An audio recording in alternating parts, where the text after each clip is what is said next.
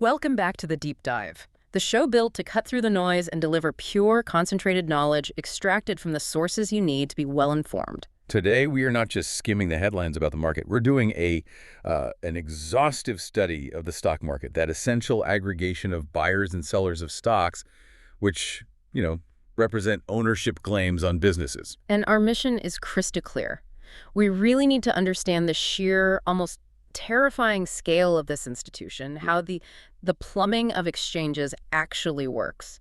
And most critically, we're drilling down into the deep stratification, the uncomfortable reality of who owns what, and how market psychology, not just rational thought, dictates its most massive swings. And we absolutely have to start with the scope. I mean, if you don't grasp the scale, you just can't understand the system's centrality to global finance. It sets the stage for everything else. Exactly. We're tracking the total market capitalization of all publicly traded stocks worldwide, and the growth curve is, well, it's genuinely exponential. Okay, let's unpack this. In the context of global history, where did this acceleration really, take off? Well, historically, the market was significant, sure, but it was also kind of niche. In 1980, for instance, the global market cap sat at about US $2.5 trillion. $2.5 trillion. Right. Now you jump forward to the end of 2023, and that figure it's exploded to a massive US $111 trillion. That is not just financial growth. That is a fundamental shift in the geometry of global capital. We're talking about a structure that, 4 decades ago was specialized, but now dictates housing prices, retirement security, and virtually every aspect of modern economic life. It really is the central nervous system of global finance. It is. And remember, we're extracting all these key facts and insights from a comprehensive review of the market's definition, structure, history, and the often overlooked participation demographics. We want to give you the full picture. So to truly wrap our minds around that $111 trillion figure, we have to look at its geography. Because despite being a global system, the activity and the wealth concentration are surprisingly centralized. Oh, highly centralized. When you picture the stock market, you picture Wall Street, right? Of course. And that intuition is remarkably accurate in terms of actual economic weight. How accurate? Precisely. Let's get into the data on global weight. Okay, so as of January 2022, the United States market is the undisputed global leader.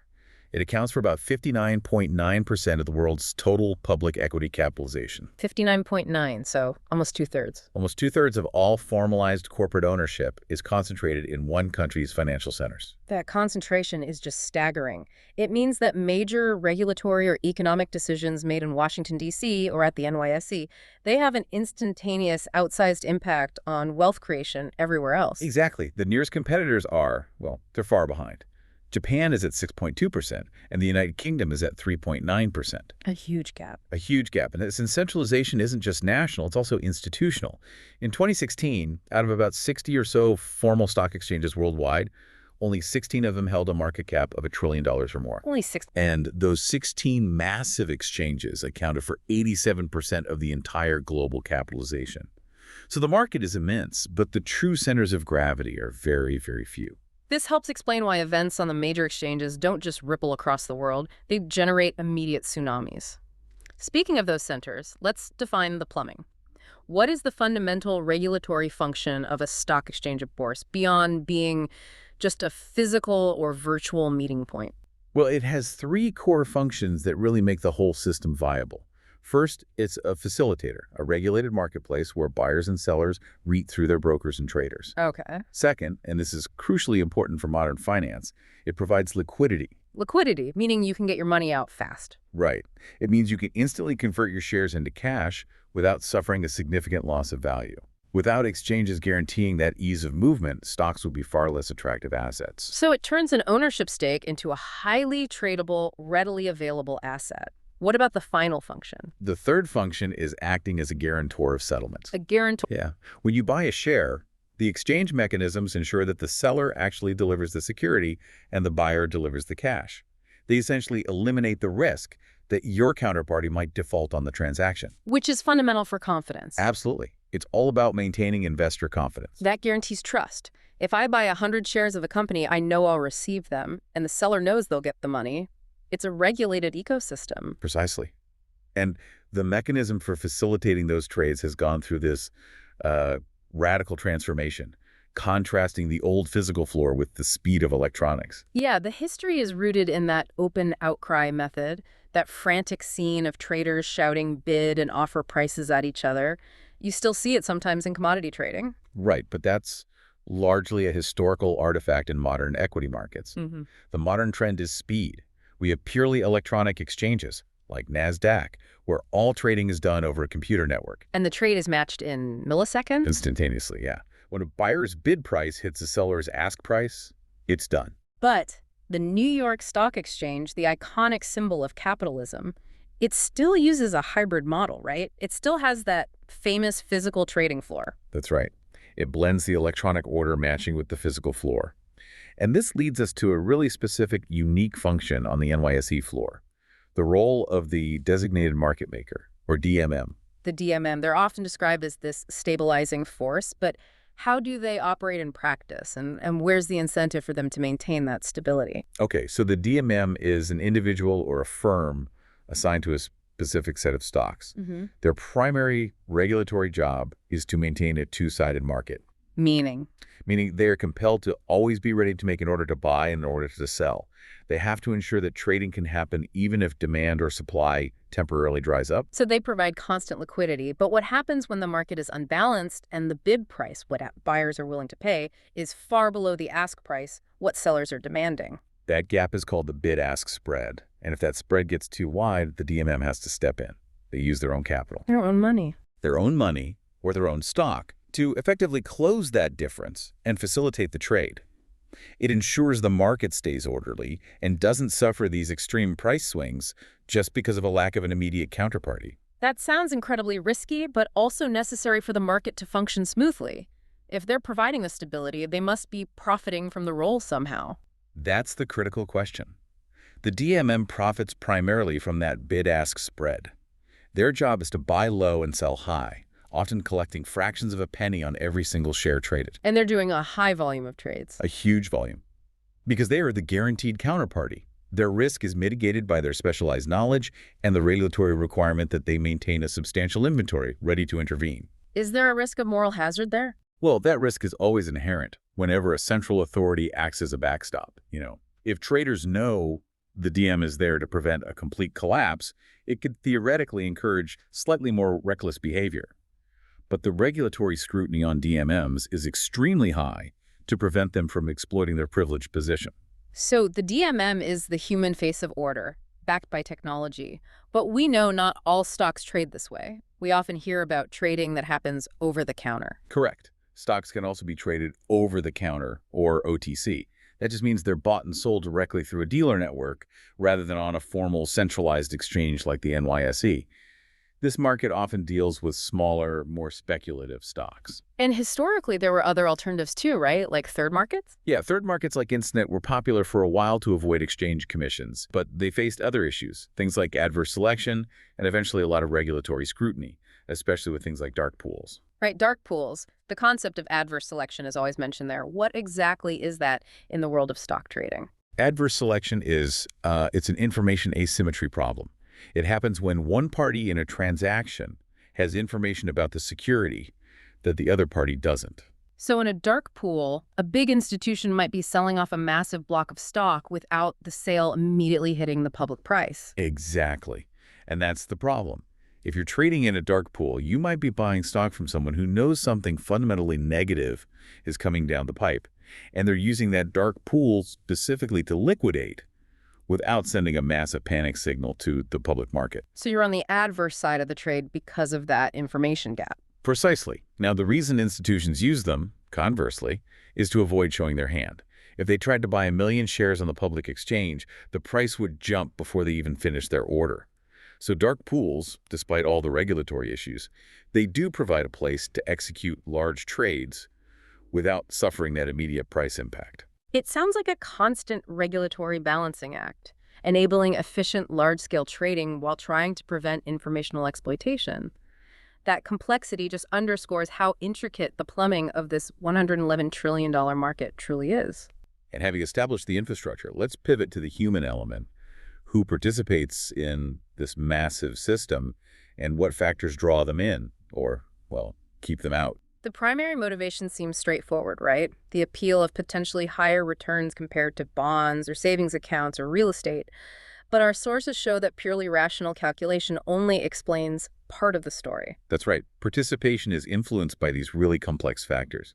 The actual high price of trading in some markets, the ease of information flow, and crucially, some deep-seated behavioral issues. We've seen studies, for example, noting low participation rates in the GandM market specifically because of behavioral issues, which just suggests that financial systems aren't purely mathematical. They're inherently social structures. Okay, so let's drill down into the U.S. participation data and focus on that fundamental distinction that really defines the modern investor: direct versus indirect investment.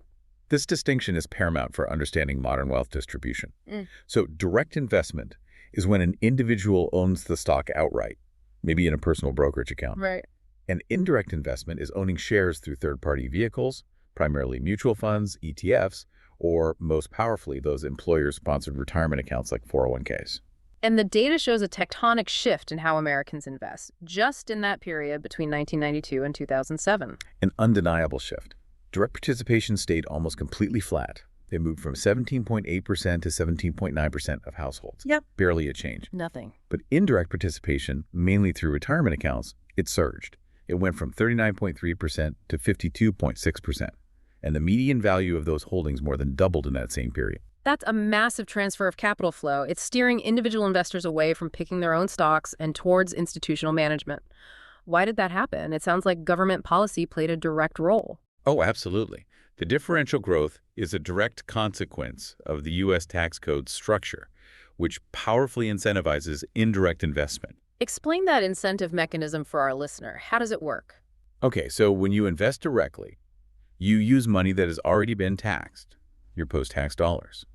Then, any capital gains you make when you sell the stock or any dividends you receive, they get taxed again in the current year. A double hit. Right. By contrast, when you contribute to a traditional 401k, you're investing pre-tax dollars. The growth is sheltered from taxation entirely until you withdraw the funds in retirement, often at a lower tax rate. The entire system is structurally designed to channel the savings of the middle and upper middle class into these managed indirect vehicles. So the government essentially created a massive, decades-long subsidy for institutions to manage middle-class retirement savings and at the same time reduce the incentive for individual direct participation? That's the mechanism. And this leads us, unfortunately, directly to the uncomfortable reality of ownership concentration, the nugget of inequality that defines the scale of this wealth gap. Let's hear the staggering figures for 2025 wealth stratification. The concentration it's historic. The data shows that the wealthiest 1% of Americans owned nearly 50% of the entire stock market. Half. 1% of the people own half the market. And if you broaden the scope to the top 10% of households, they own an overwhelming 87.2% of all publicly held equity. Pause on that. 87.2%. The wealthiest 1/10 of the population owns almost 9 times the amount of public equity as the other 9/10 combined. Now compare that to the other end of the spectrum. The bottom half of the income distribution, that's 50% of American households, they owned a minuscule 1.1% of the total stock market. Wow, 1.1%. That visualization, the extreme disparity, is critical. And if we look at participation rates from 2007, the difference in who even gets their foot in the door is enormous. The participation rates mirror that wealth concentration. The top decile of income earners had an indirect participation rate of 89.6%. Almost everyone. Pretty much. But the bottom quintile, only 10.7%. Even more starkly, almost half of the top decile owned stock directly, compared to a tiny 5.5% of the bottom quintile. The stock market is fundamentally an asset class for the wealthy and the upper middle class. And the median holdings must reflect this massive difference. They do. In 2007, the median value of indirectly held stock for that top decile was over $200,000. For the bottom quintile, it was just over $6,000. It's not just a participation gap, it's a capital gap. And this disparity means that major financial shocks are going to impact these groups very differently. We saw this after the Great Recession. Exactly. Between 2007 and 2013, households in the bottom half of the income distribution, they were likely struggling with job loss or stagnant wages, and they decreased their participation rate. It dropped from 53.2% to 48.8%. They had to pull back. They couldn't afford the risk, or maybe they lost their jobs and lost access to those 401ks. That's the likely mechanism. Conversely, households in the top decile, who have the liquidity and the ability to tolerate losses, they actually increased their participation slightly. Right. It went from 91.7% to 92.1%. So the system reinforced the existing stratification. The Right. wealthy could consolidate ownership during a downturn while the poor were forced to retreat. And we also have data that highlights deep racial and social disparities in ownership, which are tied right into this concentration. Let's hear it. Yeah, so 2011 data shows significant racial disparities. White households were 4 to 6 times more likely to directly own stocks than black households at 6.4% and Hispanic households at 4.3%. And the national rate was almost 20%. Right, 19.6%. And though it's less pronounced, the pattern for indirect participation is similar.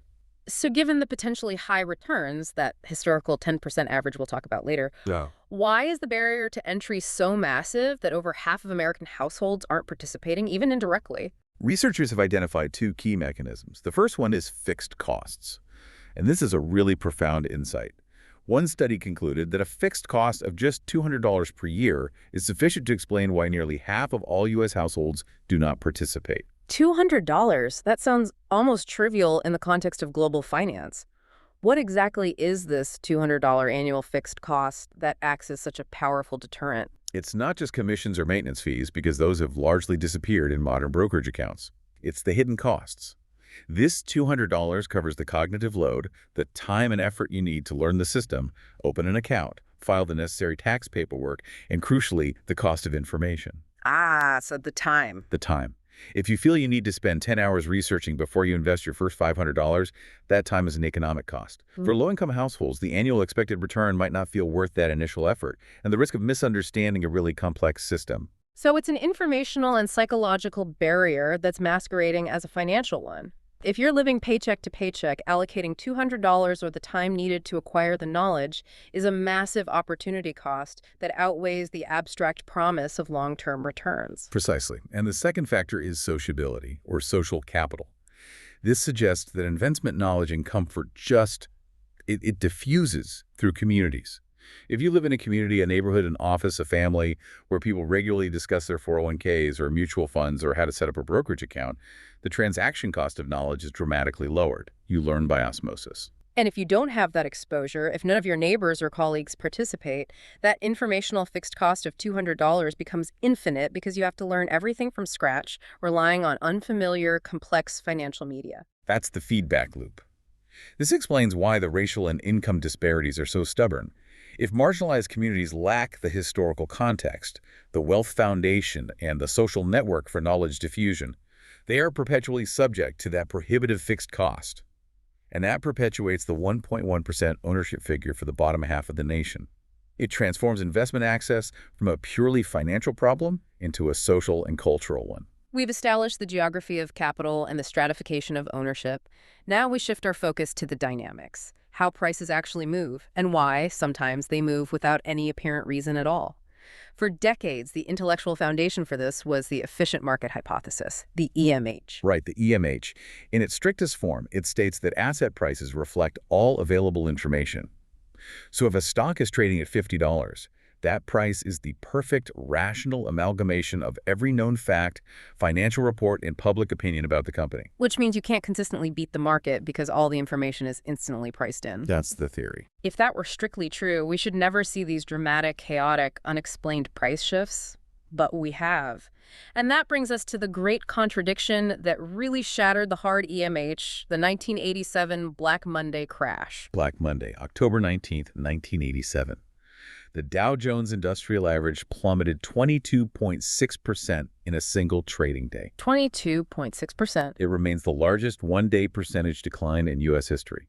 The market lost almost a quarter of its value in a few hours. What makes this crash the ultimate failure of the hard EMH? A thorough post-mortem investigation failed to detect any generally agreed-upon definite cause. There was no proportional, reasonable development in fundamental economic information that could account for that massive collapse. No sudden war, no catastrophic earnings report. No major economic policy change that day, nothing. The price collapsed dramatically, driven by panic selling and exacerbated by new computer-driven trading programs, but fundamentally it was a psychological crisis, not an economic one. The market reacted, but there was nothing external to react to. It was a mass internal failure of confidence. This event forced a fundamental shift, leading to the adoption of the soft EMH. This softer version acknowledges that, okay, prices do not always remain at equilibrium and that massive irrational swings are possible, but it still maintains that participants can't systematically exploit these anomalies for profit over the long term. So we turn to behavioral economics to fill that gap. What specific psychological factors are driving these massive irrational price movements that the EMH just can't explain? Well, behavioral research outlines several deep-seated human predispositions. First, our brains are hardwired to detect patterns. We look for a signal even when there's only noise. Right. In the market, if a stock has a succession of good news days or upward momentum, investors exhibit what's called positive overreaction.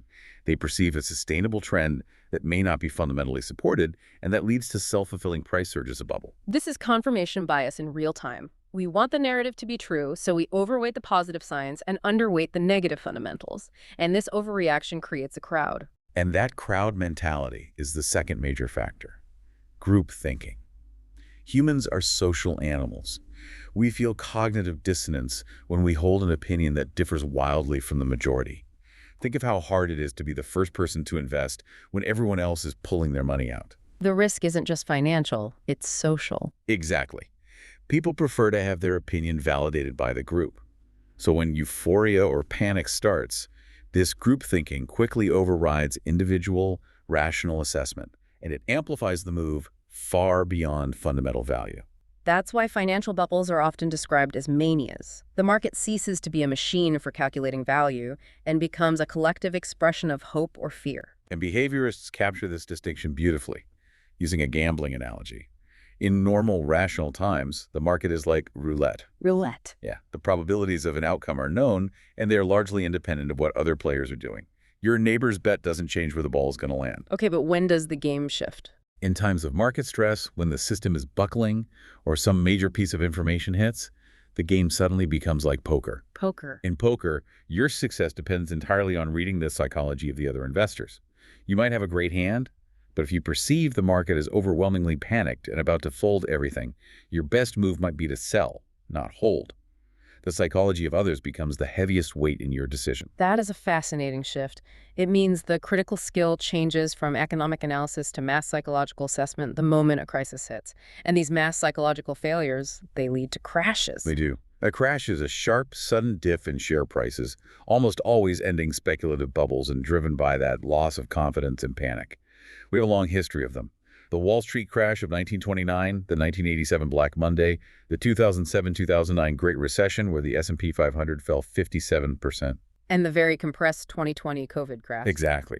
The COVID crash began in late February 2020 and saw this terrifyingly fast descent before a sudden turnaround in early April of that year. So the lesson of 1987, being this purely psychological event, was that the systems themselves needed a mandatory pause mechanism to defeat the speed of panic. And that led to the implementation of the circuit breaker. Correct. The core structural response was to upgrade the computer systems and introduce the circuit breaker, these predefined thresholds designed to halt trading temporarily. The goal is to enforce a cooling-off period, allowing genuine information to diffuse and rational assessment to displace the panic selling. So let's detail the NYSE rules for the listener. How do these circuit breakers actually activate? The rules are tied specifically to the S&P 500 index movements. A 7% drop in the S&P 500 triggers a level 1 halt. A 13% drop triggers a level 2 halt.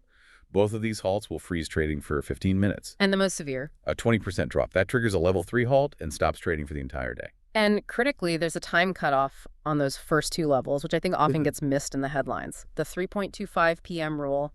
Why does that timing matter so much? The 3:25 p.m. cutoff is vital. It prevents the panic from spiraling into the closing bell.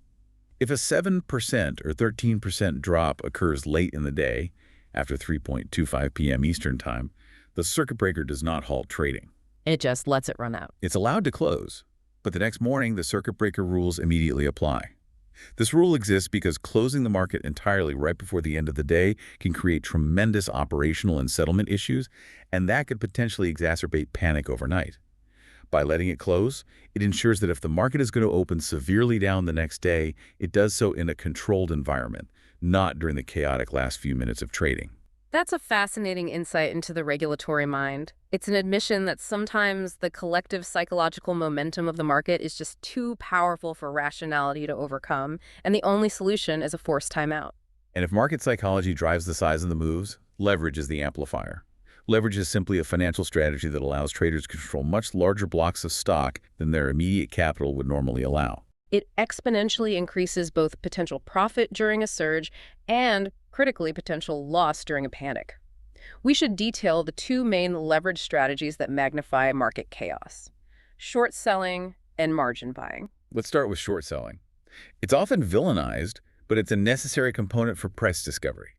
A trader believes a stock is overvalued. They borrow shares, usually from their brokerage, and sell them immediately on the market. They get cash from that sale. And their bet is that the stock price will fall. Right. If the price falls, say from $100 down to $80, they buy the stock back at $80, that's called covering, return the shares to the lender, and they pocket the $20 difference minus fees. It's the ultimate contrarian move, but it carries the risk of unlimited loss. Exactly. If you buy a stock, the most you can lose is 100% of your investment. If you short a stock, there is no theoretical limit to how high the price can rise. And we have to clarify a critical regulatory point: naked shorting. Why is that illegal in most major markets? Naked shorting is the practice of selling shares that the seller has not yet confirmed they have borrowed or can even borrow. The danger here is that it can flood the market with phantom shares, potentially manipulating the supply-demand curve and driving prices down artificially. It creates a major systemic risk because there's a failure to deliver the shares. It's essentially trying to sell something that doesn't exist yet, which leads to settlement chaos. Okay, so the other major form of leverage is margin buying, which is how speculators traditionally increase their purchasing power. Margin buying involves borrowing money at interest directly from a brokerage firm to purchase stock. This practice was deeply implicated in the unsustainable speculation that preceded the 1929 crash. The requirements were much lower then. Shockingly low. Speculators only needed to put up as little as 10% of the total investment. Imagine the volatility when a stock dropping 10% wipes out 100% of the investor's cash. So the subsequent regulation clearly targeted this excessive leverage. What is the current standard? Following the disaster of 1929, the Federal Reserve stepped in to regulate this under what's known as Regulation T. For many years now, the standard margin requirement in the United States has been 50%. This means for every $1,000 investment, you have to contribute at least $500 of your own capital. Which dramatically reduces the volatility. It does. But if the market moves against a margin buyer, the brokerage firm has loan capital and needs protection. That brings us to the most feared mechanism in leveraged trading: the margin call. A margin call. It's the safety valve for the brokerage. It's issued when the total value of the investor's margin account falls below a certain maintenance requirement, meaning the collateral can no longer safely cover the loan. The investor is then immediately required to add additional funds, cash or securities, to bring that equity percentage back up. And if the investor can't meet that call, what happens?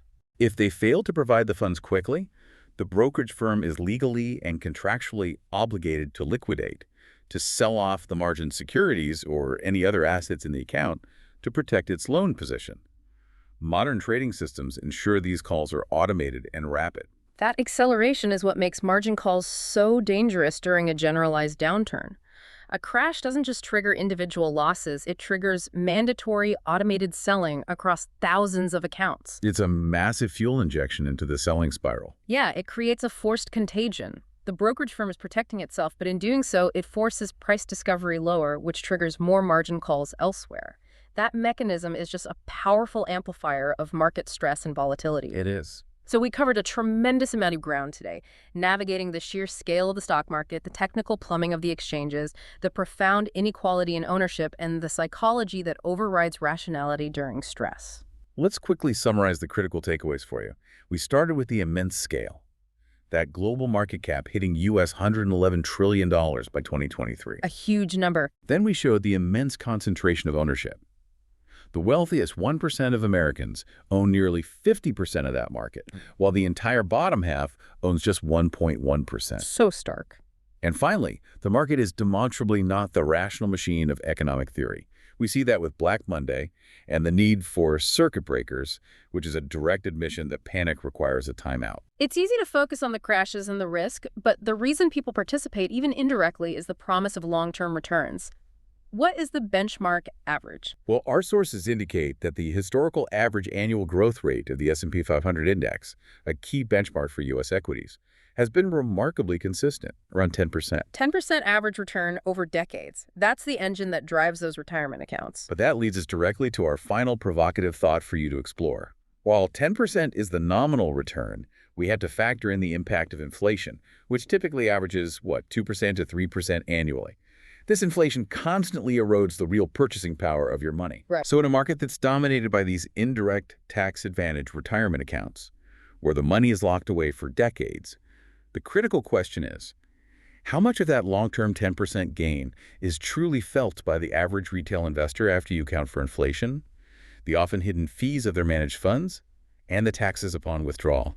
The headline number is 10%, but what truly determines your long-term wealth isn't that nominal return. It is the real rate of return, the actual increase in your buying power over time. And that is the essential concept we encourage you to look up next and factor into your own financial thinking. Thank you for joining us for the deep dive. We'll see you next time.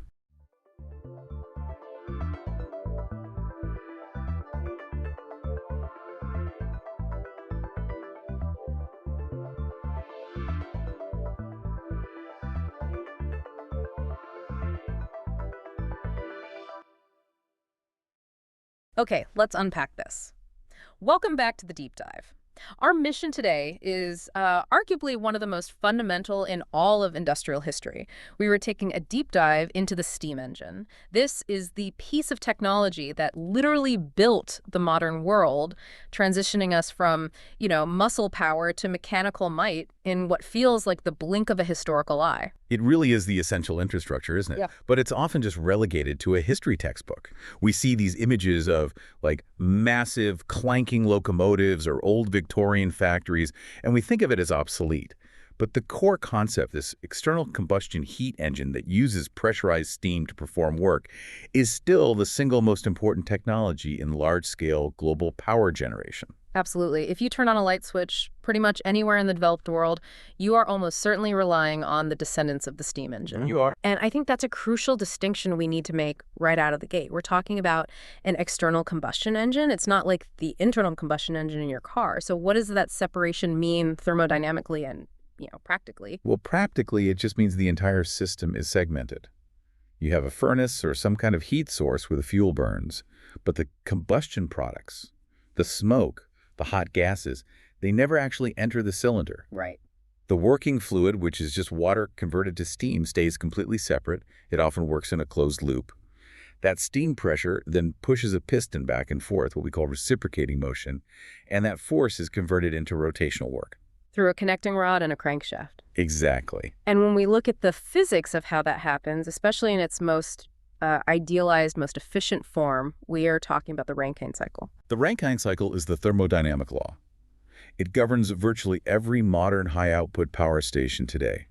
It's the theoretical underpinning that defines the whole process, turning water into steam, using that steam to do work, and then condensing it back into water to start the cycle all over again. So it's the unifying principle. It is. It's what connects a really cumbersome Ducommun engine from 1712 with a gigawatt nuclear reactor today. So the mission is clear.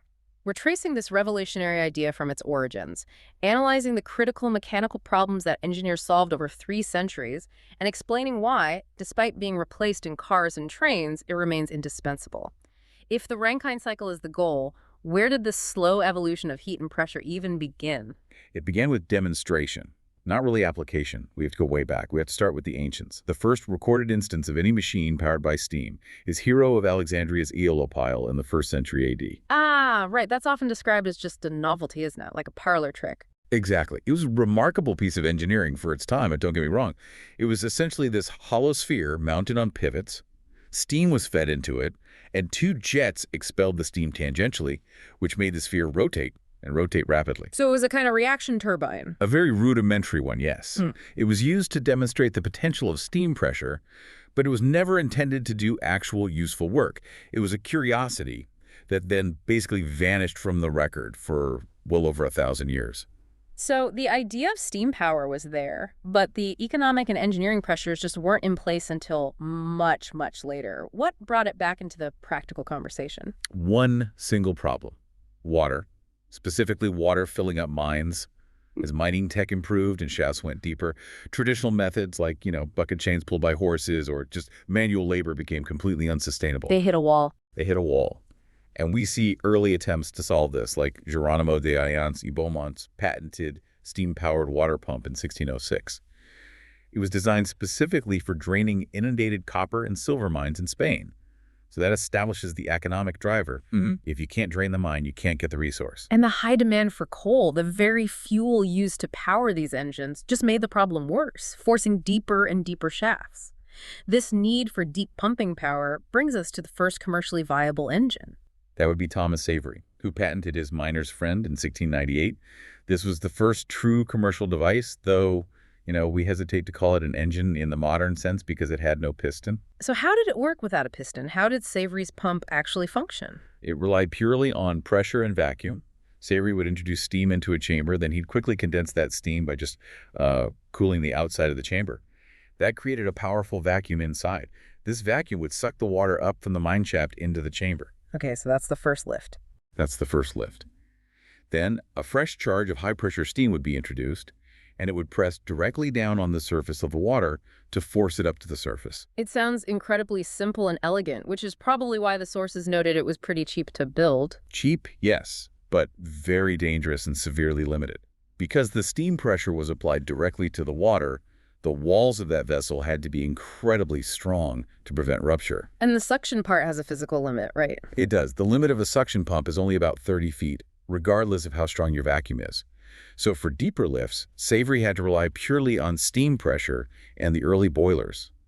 Well, they were prone to violent explosions. So it was just too dangerous and too weak for the main application. It proved the concept, but that was it. Who stepped in to make it safe and successful? That takes us to Thomas Newcomen, around 1712, with his famous atmospheric engine. And this wasn't just an improvement. It was a fundamental shift in mechanism. Newcomen introduced a massive beam and a piston and cylinder, transforming that simple pump into a true engine capable of continuous work. And the sources really emphasize that the name, the atmospheric engine, is the key to understanding how it worked. It wasn't powered by expanding steam pushing the piston. Absolutely, vital point. Newcomen only used steam to facilitate the power stroke.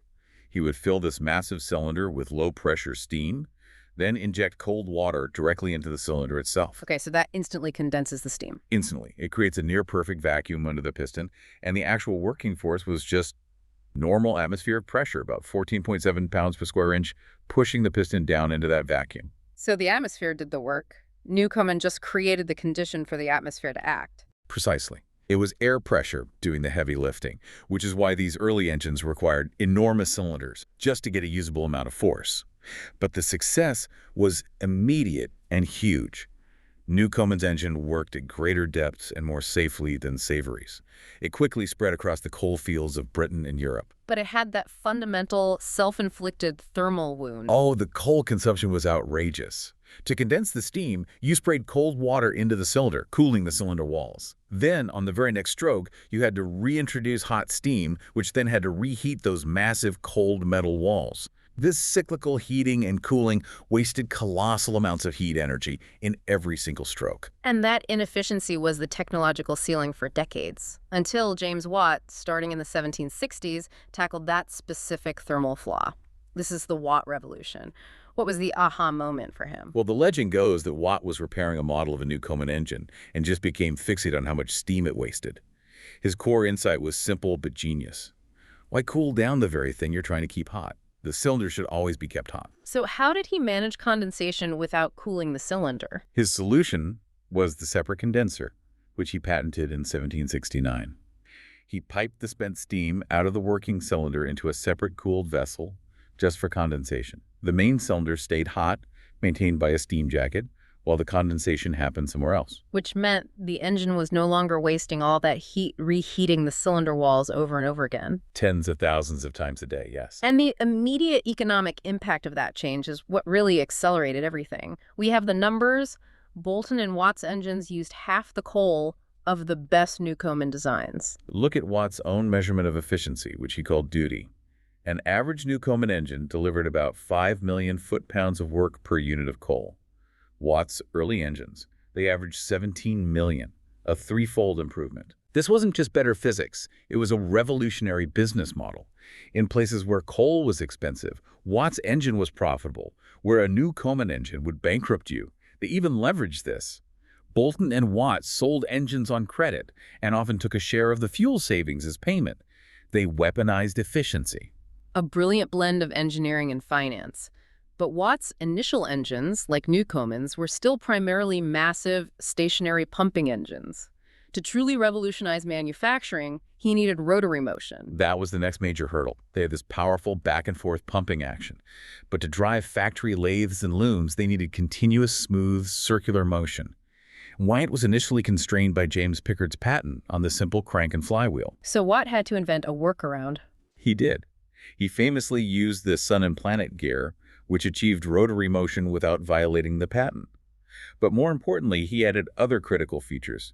The double-acting cylinder, where steam pushes the piston in both directions, and the centrifugal governor to control speed. The result was an engine that could provide continuous, dependable rotary power, freeing factories from having to be located next to a river. And that's the moment the Industrial Revolution truly scales up, when the factory can move inland. But Watt's patents, as beneficial as they were, also acted as a ceiling, particularly on pressure. Watt was fundamentally afraid of high-pressure steam. He viewed it as dangerously unstable, so his patents legally prevented anyone from building high-pressure engines until they expired in 1800. The moment that ceiling lifted, the engineering world was ready for the next big shift. Which was mobility. Exactly. Yeah. Enter Richard Trevithick in Britain and Oliver Evans in America. They realized that if you could use steam at high enough pressures, say 40 to 50 psi, the steam itself could provide the driving force.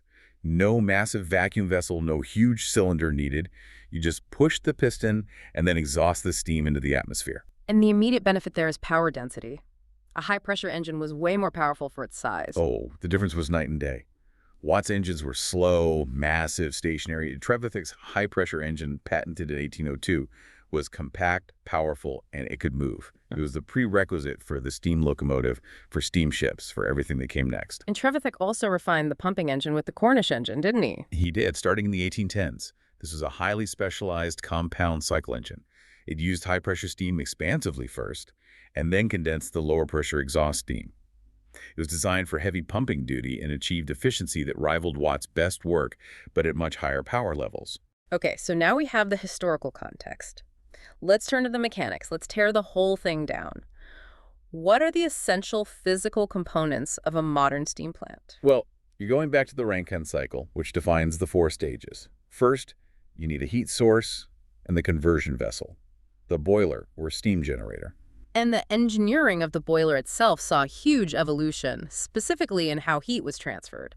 The sources distinguish between fire tube and water tube designs. Yes. The fire tube boiler, which was common in early high-pressure engines and locomotives, works by passing hot combustion gases through tubes that are immersed in water. It's simple to make and holds a lot of steam, which is good for quick bursts of power. But it had limits on pressure. Exactly. The shell had to contain the pressure, which limited how high you could go. Yeah. The water tube boiler was the answer. Here, the water is inside a network of tubes, and the hot gases circulate around the outside.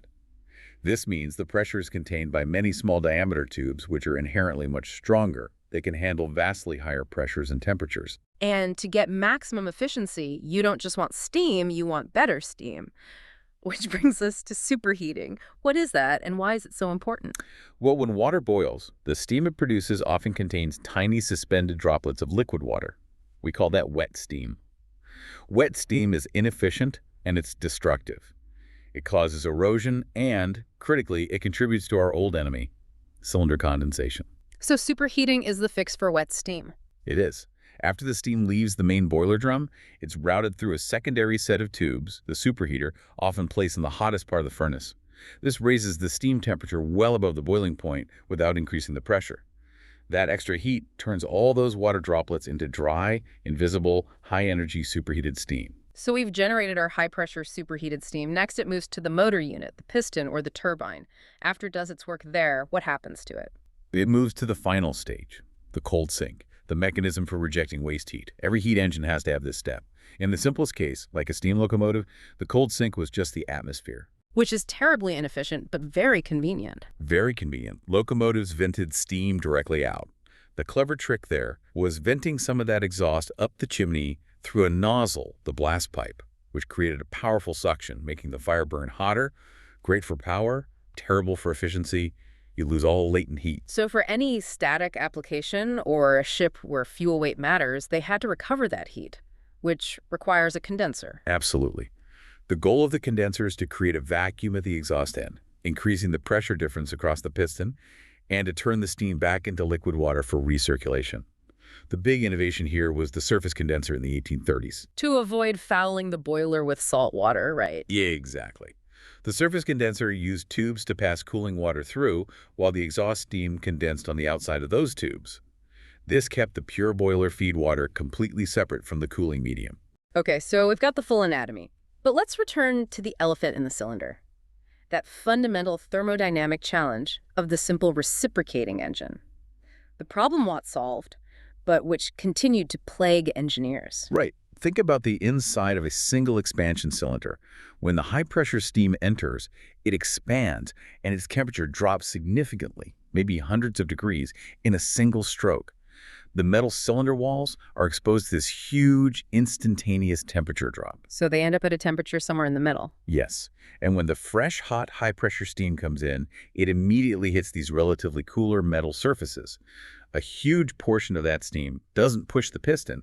It just immediately flashes back into liquid water condensation on the cylinder walls. So you've just lost energy before the piston has even really started its stroke. That steam is now useless. That's the major loss. But then there's the second half of the cycle. During the exhaust stroke, as the pressure falls, those water droplets on the walls flash back into steam. To do that, they draw heat directly from the cylinder walls, cooling them down even further. So it's a thermodynamic self-sabotage. It's spending energy cooling its own working surfaces right before it needs to reheat them. Precisely. It's constantly stealing heat at the end of the stroke and wasting it. This is why just making a bigger cylinder for more expansion is counterproductive. More surface area means more condensation. So the simple engine hit a thermal ceiling. The only logical solution was to change the configuration. This forced the leap to compound and multiple expansion engines. This was the major refinement that kept the reciprocating engine viable for so long. The core idea is just elegant. Instead of one massive efficiency-killing temperature drop, you split the total drop across 2, 3, or even 4 cylinders in series. So let's trace the path. High-pressure steam enters the first, smallest cylinder. It starts in the high-pressure ace-key cylinder. It expands, does work, and the temperature drops, but only moderately, so condensation is minimized. The exhaust steam from that HP cylinder is then routed directly into the next, larger cylinder, the low-pressure LP cylinder, in a simple compound engine. And the subsequent cylinders have to be progressively larger to handle the expanding steam volume. Absolutely. The engine is staged. By keeping the temperature differential small in each cylinder, you drastically reduce condensation loss across the whole system. And the ultimate expression of this was the triple and quadruple expansion engines. Where did these mechanical behemoths become mandatory? Marine shipping. After 1880, they were basically universal for large ships. The efficiency gain was strategic. If you carry 30% less coal on a transatlantic voyage, that means 30% more cargo. The complexity was justified by the cost savings. We see the legacy of this design in the World War II Liberty ships, over 2,700 of them, all driven by reliable triple expansion steam engines. Incredible. So let's shift to motion control. For an engine to be useful, especially for something like a locomotive, you need precise control over the piston cycle. Let's talk about the 4 events of the cycle. Okay, so for every 2 strokes, you have 4 events. Admission, letting steam in; expansion, the power stroke; exhaust, venting the spent steam; and compression, trapping a bit of that spent steam as a cushion. And all of this is governed by the valve gear. The primary way to control power and save steam was to shorten the cutoff. Explain what that means. Shortening the cutoff just means closing the admission valve earlier in the stroke. This lets a smaller amount of high-pressure steam into the cylinder, but it lets that steam expand for a longer period. The benefit is huge. You use less steam per stroke for the same amount of work. It increases efficiency dramatically. But early, simple valve gears had a major issue when you tried to do that. Yes, because if you advance the valve to shorten admission, you also automatically shorten the exhaust period. If the exhaust period was too brief, the spent steam couldn't get out, which led to high compression and reduced power. It made the engine rough and inefficient. So how did they solve this compromise? They introduced the concept of lap. Lap was the compromise that made simpler valve gears, like the ones in locomotives, work so well. Lap is basically an extension of the valve's surface, designed to overlap the admission port when the valve is in its middle position. By adding lap, the valve has to move further before it opens the port, which shortens the admission period.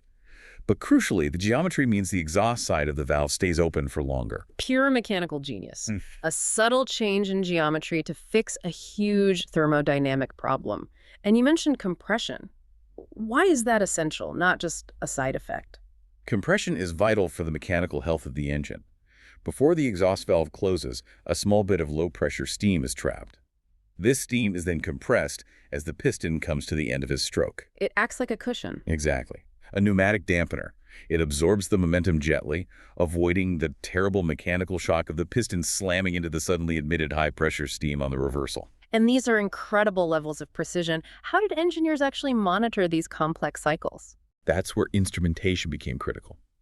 The truly revolutionary diagnostic tool was the steam engine indicator.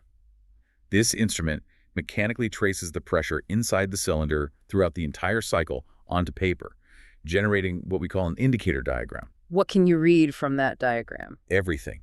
The shape tells you if the cutoff is too early, if the exhaust is restricted, if the compression is too high, and by calculating the area inside the diagram, they could precisely determine the developed horsepower. It was like an EKG for the engine. And if the indicator showed you how good your engine was, the gold standard for stationary performance was the Corliss engine? What made George Corliss's 1849 design so special? Corliss addressed the compromises of simpler valve gears. He used 4 separate rotary valves, 2 for admission, 2 for exhaust. That separation allowed him to optimize the timing for all 4 events independently. The exhaust valves could open and close quickly, minimizing back pressure. The admission valves could be instantly trip shut by a governor-controlled mechanism. This allowed for automatic variable steam cutoff. On a massive scale. If the load dropped, the governor would trigger the steam to be cut off much earlier in the stroke, running the engine highly expansively and maintaining the exact set speed. It used 30% less steam than competing designs. The Rumford Metal Committee called it the greatest mechanical invention since Watt's separate condenser. It's fascinating how far they took the piston engine. But ultimately, for truly massive power output, they had to abandon reciprocating motion altogether. And that leads us to the final and most enduring evolution, the steam turbine. The turbine represents a complete rethinking. How does it work? Well, a piston engine converts thermal energy into linear motion, which is then converted into rotary motion. The turbine converts thermal energy directly into rotary motion. It's built from a series of disc rotors with aerodynamically shaped blades alternating with fixed blade stators. The steam expands through these stages, and its momentum and pressure act directly on the rotor blades, producing tremendous, smooth, continuous torque. And that inherent rotational efficiency gave it massive advantages, especially for the emerging electric grid. Oh, for output above a few hundred horsepower, the advantages are undeniable. Turbines are more efficient, have fewer moving parts, and provide an incredibly smooth rotational force, which is perfectly matched to the high RPMs needed by electric generators. So that solved electricity generation. It did. By the early 20th century, turbines had virtually replaced reciprocating engines in power stations. Today, it doesn't matter what the heat source is, coal, gas, nuclear. You're making steam and feeding it to a turbine. 90% of U.S. electricity relies on this process. The other area it dominated was marine propulsion. The transition was swift. HMS Dreadnought in 1905, the first major warship to use only steam turbines, signaled the end of the reciprocating engine in high-power naval vessels. They provided higher speed, better reliability, and less vibration. So whether it's a locomotive or a nuclear reactor, success hinges on efficiency. We have to finish by drilling down into the Rankine cycle and why it's the king. Modern efficiency is always compared against the theoretical maximum, the Carnot cycle. The Carnot limit tells you the best you can possibly do, based purely on the temperature difference between the hot side, the boiler, and the cold side, the condenser. But the Carnot cycle, theoretically, requires compressing the working fluid while it's a gas. Which is where the Rankine cycle provides the elegant, practical workaround. That is the core genius of the steam plant. The Rankine cycle works by forcing the working fluid to change phase. When the steam leaves the turbine, we collapse it into liquid water in the condenser. The crucial advantage is this. You pressurize the working fluid water when it is in its liquid phase using a pump. And pumping a liquid takes dramatically less energy than compressing a gas. An incredibly small amount. The pump work consumes only maybe 1% to 3% of the total power generated by the turbine. If you try to compress that steam back up to boiler pressure using a compressor, you'd consume maybe 30% to 50% of the energy you just generated. The minimal work input for the liquid pump is what makes the Rankine cycle so dominant. That's the secret sauce. That's why modern plants can achieve thermal efficiencies in the mid-40% range. Which is astronomical compared to the 1% to 10% of those early engines. Finally, we need to touch on the inherent dangers and the safety measures developed to mitigate them. A high-pressure boiler contains a massive amount of stored energy. A sudden failure can be catastrophic. So for centuries, engineers have relied on two independent safety mechanisms. The first is the safety valve. Right, it's designed to open and vent steam if the pressure exceeds a limit. Historically, these were simple lever and weight designs, which were easy to tamper with. Modern spring-loaded valves are tamper-proof. And the second, more subtle mechanism is the fusible plug. The fusible plug is a lead plug screwed into the firebox crown right over the hottest part of the furnace. If the water level drops too low, the plug is no longer cooled by water. Its temperature shoots up until the lead melts. The steam then rushes to the hole, making a loud whistling sound. So it's not designed to prevent an overpressure explosion, but to prevent a low water temperature runaway. Correct. It warns the operators that the firebox crown is dangerously exposed and risks buckling, which could lead to a massive explosion. It's a beautifully simple fail-safe mechanism. We've spanned 2 millennia in this deep dive. From Hero's toy to Newcomen's giant, Watt's efficiency leap, and the high-pressure mobility of Trevithick, we analyzed compound engines, advanced valve gears, and the coreless masterpiece. And we culminated with the steam turbine, which discarded the reciprocating mechanism but kept the core thermodynamic process, the Rankine cycle, intact, making it the bedrock of our modern electrical world. The efficiency gains, from the first pumps to today's turbines, are truly staggering, transforming 99% waste into 45% utilized energy. The idea that a machine conceived to pump water from a mine has evolved into the indispensable infrastructure for the digital age is just astonishing. It really speaks to the enduring powers of fundamental physics. The piston might be retired in many applications, but the principle of converting heat into pressurized steam and using that phase change for work, that remains the central engine of high-output power. So, here's our final thought for you to chew on. The same foundational Rankine cycle that powers traditional coal and gas facilities is now the engine of choice for nuclear power and large-scale solar thermal facilities, where massive mirror rays focus sunlight to boil water. If the engine that defined the industrial age is now inextricably linked to the highest forms of non-fossil fuel energy technology, what unexpected clean energy legacy will this centuries-old thermodynamic principle create next? The steam engine is not a relic. It is the ultimate utility player in the energy game.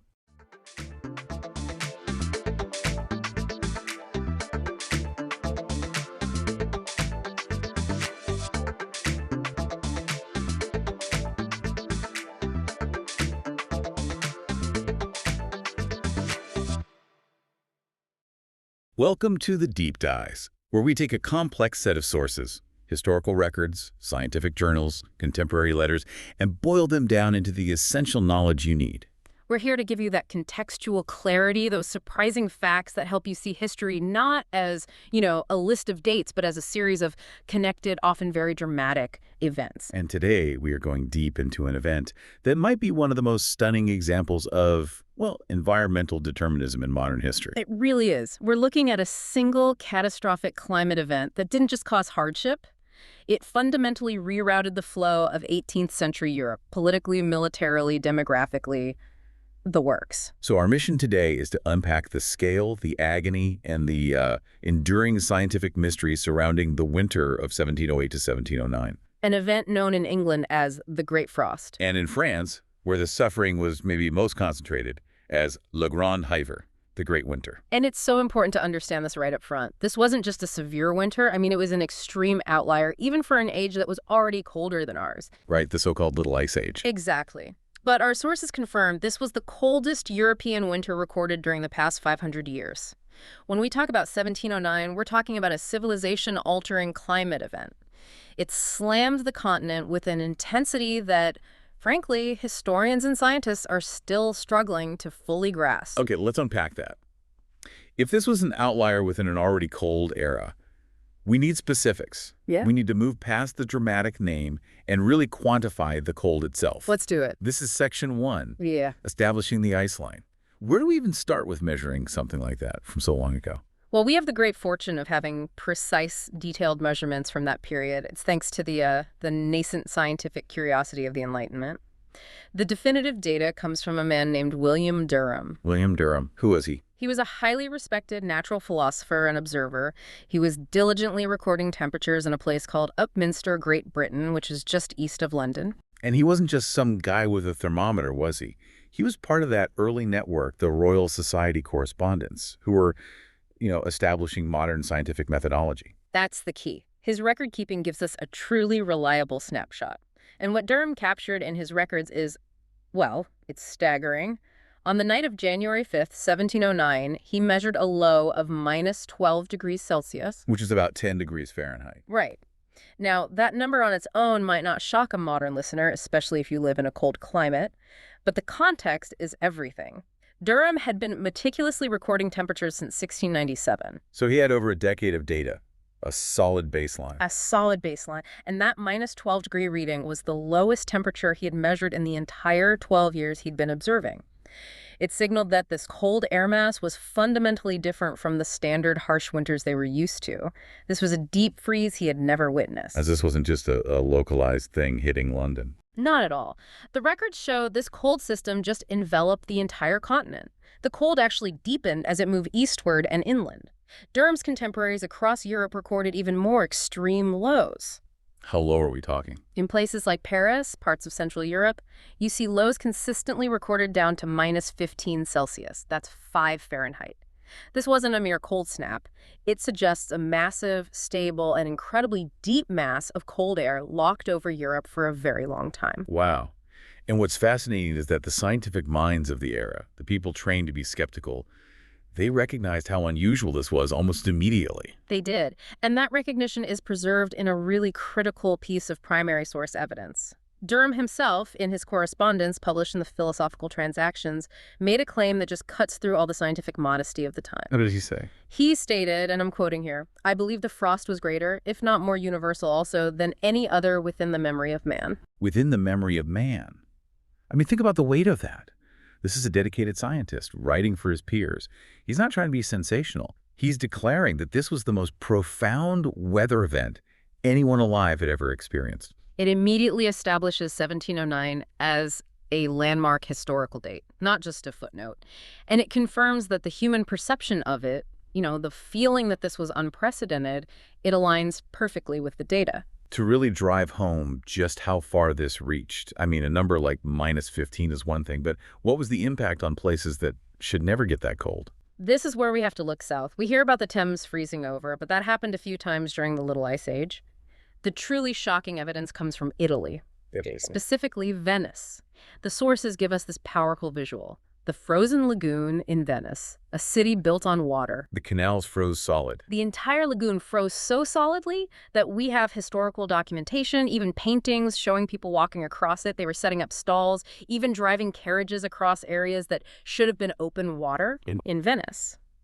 For a city whose entire identity is tied to its water access to be effectively shut down and walkable because of ice, that just illustrates a devastating, deep-reaching cold. The normal atmospheric boundaries were just gone. Which means the human consequences, the suffering, must have been just as universal. And that leads us right into the deepest part of this story. This wasn't an inconvenience, it was a deadly force. Right, section 2, the personal experience and the immense human cost. We've established the scale. Now let's establish the agony. And you say we could start with the aristocracy. We have to start high up the social ladder to really appreciate how universal the suffering was. And for that, we turn to a vivid letter from Elizabeth Charlotte, the Duchess of Orleans. Okay, so she was Louis XIV's sister-in-law living at Versailles, Oh. the absolute epicenter of European wealth and luxury. Exactly. If anyone had access to warmth and comfort, it was her. But the detail she includes in this letter, it just speaks volumes about how feudal wealth was against this kind of cold.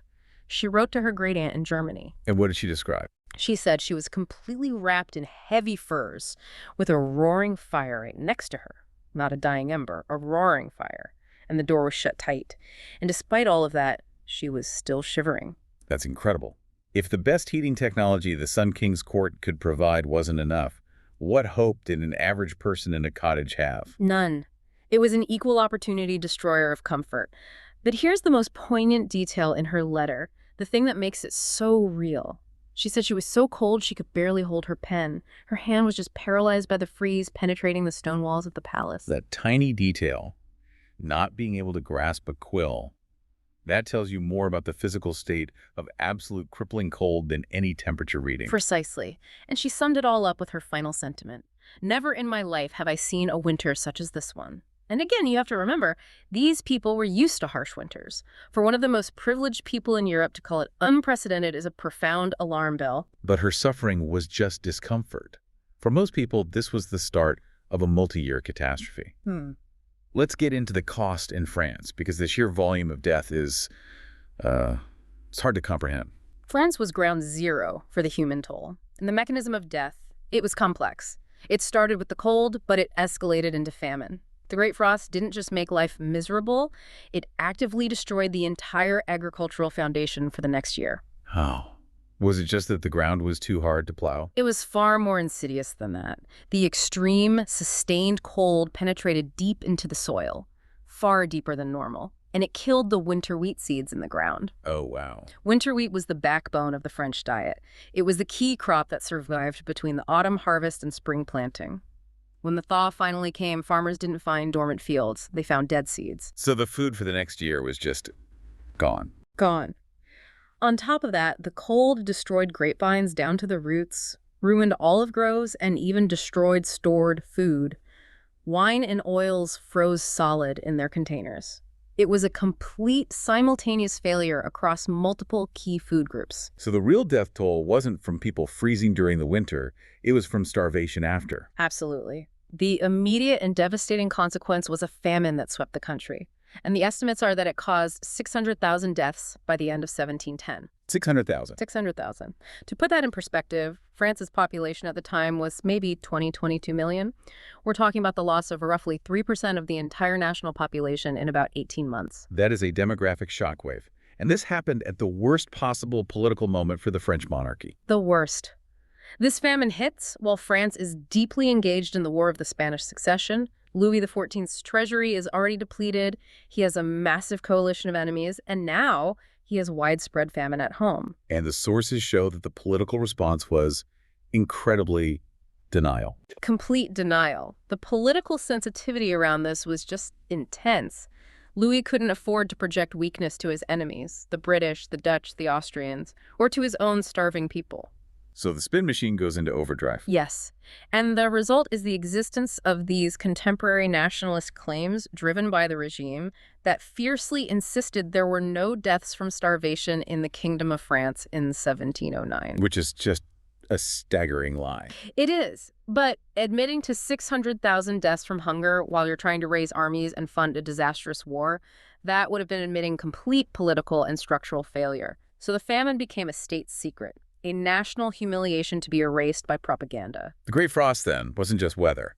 It was a societal pressure test that France failed spectacularly.